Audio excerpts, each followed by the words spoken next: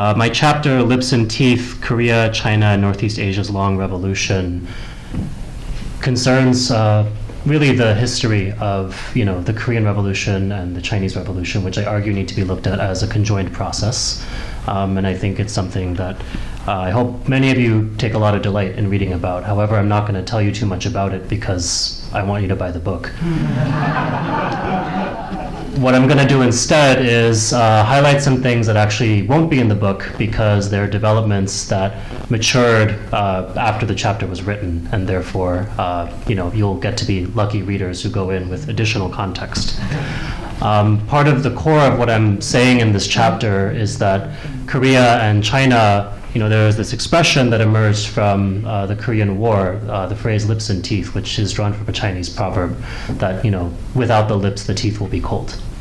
And that's to articulate the historical relationship between China and Korea as revolutionary processes, as nations that arose to their own independent but also conjoined and interrelated historical development. And I think it's something that's very important to understand for anyone that has an interest in China, that if you want to learn more about China, China's relations with the world, with the region, with the US, you should also pay attention to Korea. And if you have an interest in Korea but you're not paying attention to China, that's very foolish, and you should correct that immediately. Now, I think some things I want to highlight with regard to what I think we can learn in examining Korea in relation to China are three things in the present moment.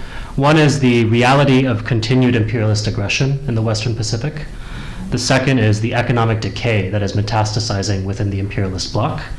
And lastly, how small nations in the global periphery can leverage the shifting tides of global currents in order to advance their development and establish themselves as sovereign powers. In other words, how can the global South actually put some reins on the Chinese century and ascend in their own development as well? And I just want to highlight some key information. The U.S. National Security Strategy was just released a couple of days ago. There is a lot of chatter about the fact that the administration's rhetoric against China has softened. Now, that's true, but I think one thing that we have learned at Nodutol is that we don't pay attention to what the U.S. says, we pay attention to what they do. And what they are doing is that they are maintaining the level of belligerence in East Asia that they had before, and they are maintaining and, in fact, accelerating the rate at which it becomes even more belligerent. To just give an example of this, in 2023, the US conducted 200 days of war games in Korea. In 2024, it was 275. This year, it's expected to exceed that record once again. So we are now in a place where almost on a daily basis, the US is conducting war maneuvers in Korea. Now, those are officially targeting the DPRK. They are exercises mainly that concern the interoperability and the use of warfare in a specific geographic terrain. But war is war, and training is training, and these things can be adapted to other places as well. So I think that's something we need to understand. The second point, the decay within the imperialist bloc, I think is kind of building on what Mick Kelly was explaining to us earlier, particularly concerning the tariff regime. What I would argue is that the US is now in a place where its imperialist influence is shrinking, and in order to shore up its own particular strength, it's going to essentially cannibalize its allies, and we're seeing this happen through the tariff process. In Korea, this is especially sharp because South Korea as a country, although often vaunted as one of the world's leading capitalist economies, is actually quite different when you look at the numbers in comparison to, say, the EU or Japan. It plays a different role in the world system. Its economy is not nearly as large as these countries. And yet the US administration has now secured a total of $678 billion in investments and private deals flowing from essentially Korean taxpayers and workers into the pockets of Wall Street. So I think that is a dynamic that is only going to continue to develop. It's going to continue to affect other countries that are in essentially the US-dominated bloc. And I think it's going to lead to the emergence of very sharp class contradictions within the imperialist alliances. Lastly, I want to get to my last point. How can small nations actually take advantage of the so-called Chinese century? I think that China's rise has generated a lot of hopes, and it's also generated some frustrations.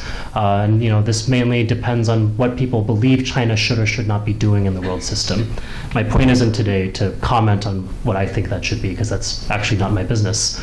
But what I can tell you about is how the DPRK has been leveraging these changes. If you paid close attention to the 80th anniversary celebrations of the World Anti-Fascist War in Beijing just a few months ago, you would have noted that 3 world leaders were at the head of that celebration. It was Xi Jinping, it was Vladimir Putin of Russia, and it was Kim Jong-un of the DPRK. And I think this is actually very noteworthy because Russia and China are behemoths. They're massive civilizations that are recognized throughout the world. The DPRK has 25 million people. So why is it that this country now stands among these giants? And what I would argue is that it is helping to reshape the world system as an independent power in its own right. And I think taking the time to understand this is very important. And I think what we are beginning to see emerge in Korea is a tale of 2 separate paths. One system, which is thoroughly chained to the US, is more or less looking like it might go down with the ship over time. The other is, hitching the changing tides in the world system and actually able to leverage those for its own development. The DPRK is about to finish a massive national housing revitalization project. There are more and more photos and videos emerging from the country every single day that demonstrate that things like smartphone technology have become widespread, that demonstrate that its economy is actually in a place where it is not only rapidly recovering from where it once was, but in fact developing and in some key ways maybe moving ahead of many other countries of similar size. And I think, with the coming years, we'll only begin to see this change in fortune shift. But at the same time, Korea will remain a very important flashpoint in the Western Pacific and a place where it's very likely that the story of, these confrontations between one declining system and one rising system will really be wrought out. So thank you.